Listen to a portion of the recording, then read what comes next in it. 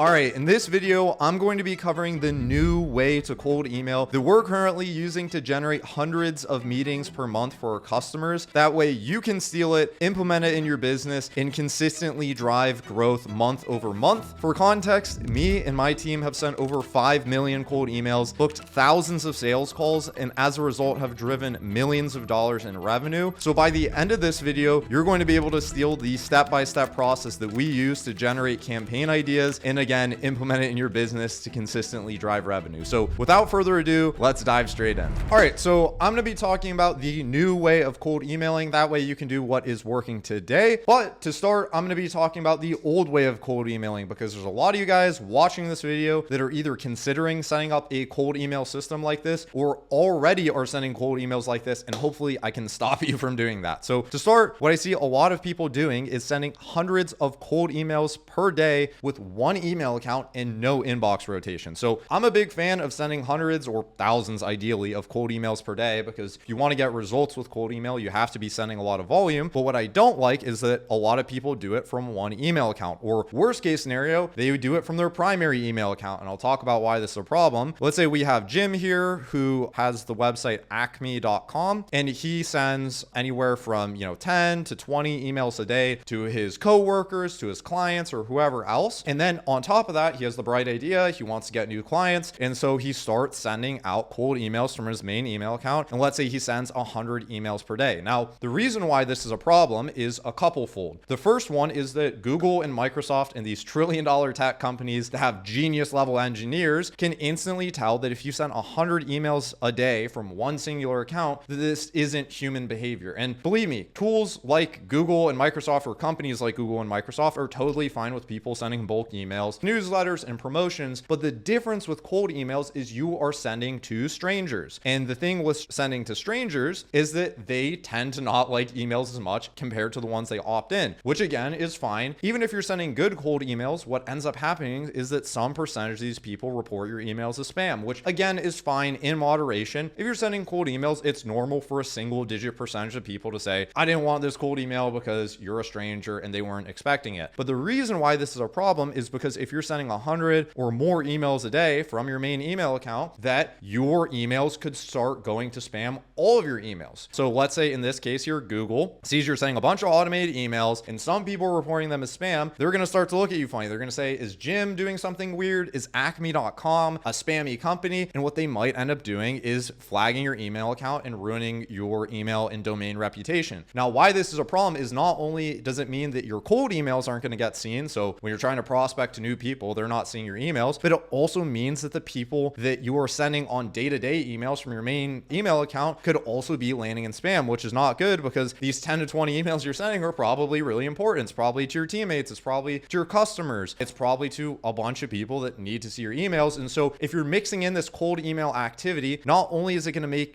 have the potential to make your main reputation go down the toilet, it also means that the people you're trying to reach in the first place don't even see them. And then on top of that is that when you start sending a very high volume, let's say you try to crank this up to like 500 cold emails, you're going to get blocked, because Google and Microsoft, they're not dumb. If you send 500 emails from an email account out of nowhere in an automated fashion, they are going to block you. So it limits the volume that you're able to send. It's going to potentially compromise your main email account so that all of your emails, day to day land in spam. And it also means it's going to be really hard for new people you're trying to reach out to see your emails. If you do this, you're doing it from one email account, you're not rotating your email accounts, which we're going to talk about in a second here, this can cause a lot of problems. Secondarily, what a lot of people then do that makes it even more likely that their emails get reported as spam is that they use generic industry list filters. So, there's tools like Apollo, which are wonderful and awesome, and they're big databases that you can scrape data from. They might go to a tool like this, subscribe, make an account, and then use very basic industry filters. So in this case, I'm just putting in United States, I'm putting in marketing and advertising. This is a typical list I see people trying to build if they're reaching out to marketing agencies. Now, why this is a problem, number one, is because this is super, super broad. So even if, we're hitting the right people in this case, we're not going to be able to write any sort of compelling messaging because you're reaching out to a huge audience. This is like trying to fish into the ocean and use one generic type of bait when there's thousands of different type of fish that want different types of bait or different types of food. So that's problem number one. Problem number two is the accuracy. If you're doing something like this, there's a high probability that the people you're trying to reach out to aren't even the people you are reaching out to, because this is a very generic way of filtering. So as an example, a lot of people think you can just go into Apollo, type marketing and advertising, and let's say reach out to agencies. But the reality is that there's marketing SaaS companies, there's marketing consultants that aren't agencies, there are IT companies that are randomly categorized as marketing and advertising. And as a result, this means that you are not reaching out to the people you want to be doing. So this hurts in another two ways, which is, again, more and more people report your emails as spam, which makes your deliverability worse, which makes everything else worse. And then also it ties into my next point, which is you have very generic email templates as a result. Again, if you're reaching out to a super broad audience here, you are not able to say anything compelling. Now, as an example, I run a cold email lead generation company. This is where we help people book meetings. If you bucket me into an audience with PPC agency, an SEO agency, or a marketing software, the way that you would talk to me is completely different than all those other segments, which means that if you're scraping this big giant list and you're not filtering it properly, then you're going to have a very generic email template. Everyone has their different needs and problems because every business is different and the way that they might use your service is different, which means your template is not going to speak to these specific people. And as a result, you're going to be spraying and praying, hoping that you're getting results, getting no results. And hopefully you're not doing this, because this is probably the worst thing, is that you're compromising your main domain and reputation in the process. So now we're going to talk about the new way of sending cold emails. That way you can hopefully generate some results. Is number one, setting up a bunch of email accounts from the start. You can rotate the email accounts out through, and you send less emails per day from each of the accounts. So in this case, we're,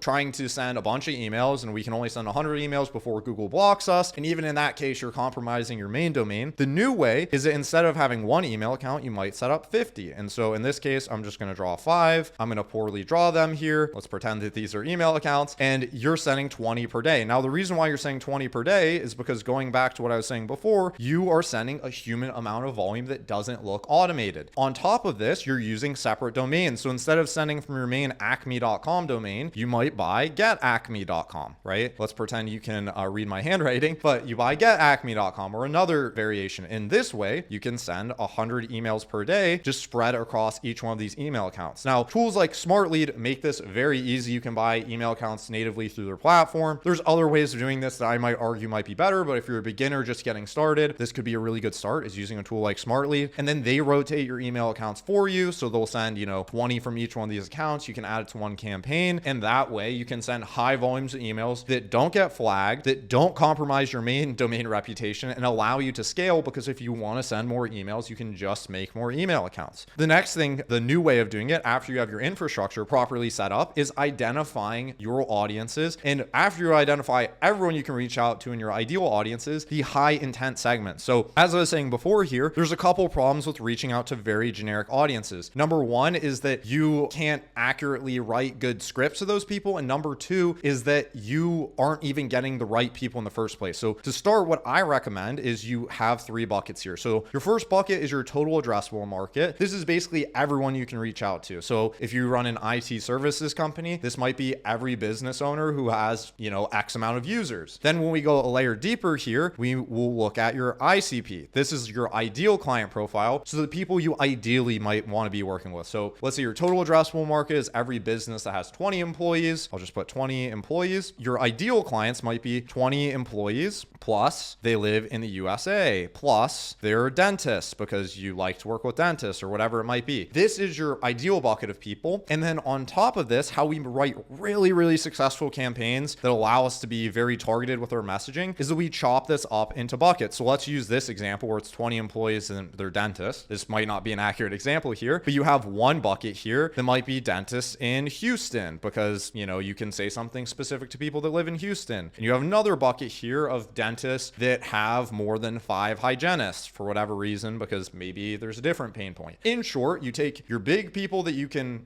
potentially work with, you narrow it down into your ideal bucket, and then within your ideal bucket, you subdivide it into these hyper relevant segments. Now, the reason why you do these hyper relevant segments or these high intent segments is because you can write a lot better messaging towards them, and you can write more tailored messaging. So in the case here, if you run IT services and you're in Houston, you might know that there's some IT outage just affecting this local area. And, I'm just making stuff up here, but you can write a lot better messaging when you get into the weeds and reach out to smaller segments. This could be based on location. This could be based on job title. Maybe you reach out to the IT decision makers and say something IT related instead of the CEOs that are more cared about profitability, or you write both those angles. In short, you take your big bucket of everyone you can work with and you chop it up into smaller and smaller segments that you ultimately write campaigns around, which as a result, then you can leverage triggers, which are like the intent segments, and AI to hyper personalize the email. So again, let's use this IT services example. We want to reach out to 20 employee companies in the US that are dentists. Maybe we want to do a scan on their website to see if there's cybersecurity vulnerabilities. That is a very strong trigger we can use to reach out to them. So we scrape, 10,000 dentists, I have 20 employees. We go a layer deeper and we run cybersecurity tests on all of them. We find out that 5,000 of them are vulnerable. And then now we can write campaigns to those 5,000 vulnerable people with, even more targeted messaging saying, hey, I noticed that you have some vulnerabilities. We recently helped another company based in Houston get rid of these, and I thought you're relevant. Again, this is where you see the results. You're still able to send emails at scale, but you're able to layer on some personalization with triggers and custom written scripts. And on top of this, you can use AI to hyper personalize emails. Now, I'm going to show an example here inside of Clay. I have a bunch of other videos on this channel, by the way, where I talk about Clay, where we took someone's audience of 50,000 people, we segmented it down to 13,000 people that are valid and good to reach out to. Then we had AI scrape their website, get a description of the company, see if they're a fit for the service, then write a custom merge field or a custom variable in the email that makes it seem hyper personalized, like we manually wrote it. And then we also cleaned up their company name so that we can use it in a cold email, because what a lot of people do is that they don't clean their company names and they say, hey, I saw you worked at Acme LLC and it sounds really weird. Use AI to hyper personalize the emails, clean up the data, and make it so the biggest percentage of these emails we're sending at scale are still relevant to the people we're reaching out to. And then lastly, we lead with a value-based CTA. And this is very important because what a lot of people are doing is that they're reaching out. Let's just say you have your ocean of fish here. The first issue that people are doing is that they're trying to reach out to the whole ocean, when in reality, there might be a small pocket here. This is like the segmentation. We're reaching out to this. We're going to have happy fisherman here who's fishing in the small pond. We're reaching out to these people here. But on top of that, we want to make sure our hook actually has good bait. What a lot of people have been doing is that they reach out to the market and they say, hey, do you want to get on a call for 30 minutes? That way I can sell you. And anyone nowadays who's busy and gets inundated with these cold emails doesn't want to get on a call with you unless your service is a very dire pain point service that they need right now. But a vast majority of people might be interested in your service, but they still don't want to get on a call because you are coming in and basically asking before you're giving. And so what we've seen perform very well is leading with value-based CTAs. This is like having a very good bait on your hook here and having all the fish swim towards you because you're giving them something first instead of just saying, hey, go eat this piece of metal so I can reel you in and,